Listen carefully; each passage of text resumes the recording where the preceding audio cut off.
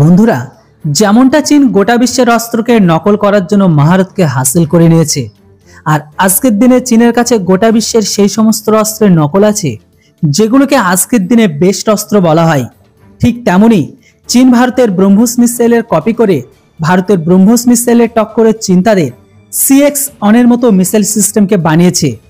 কিন্তু বন্ধুরা, নকল তো সর্বদা নকলই থাকে, আর আজকের দিনে ভারতের মিসাইলকে নকল করা অনেক ভারী পড়েছে।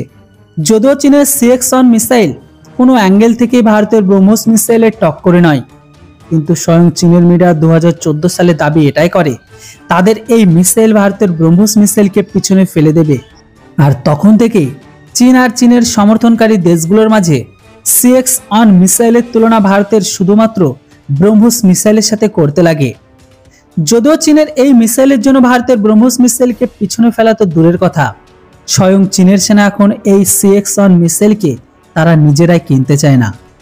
আসলে বন্ধুরা, রাশিয়ার সেন্টার ফর স্ট্র্যাটেজিক দাবি এটাই করেছে চীন তাদের CX-1 মিসাইল সিস্টেমকে নিয়ে অনেক খুশি নয়, তাই এখন চীন এই সমস্ত মিসাইলগুলোকে গরিব দেশের কাছে বিক্রি করার প্ল্যান করছে, বিশেষ করে বাংলাদেশ, পাকিস্তান এরকম দেশের কাছে।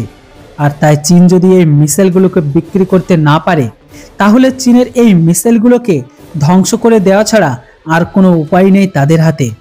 তো সেখানে আবার চীনের ফেলা হওয়া এই CX-1 মিসাইলকে নিয়ে সেটাকে এখন পিছনে রেখে তাদের YJ-18 ক্রুজ মিসাইলকে তারা এগিয়ে নিয়ে যাচ্ছে।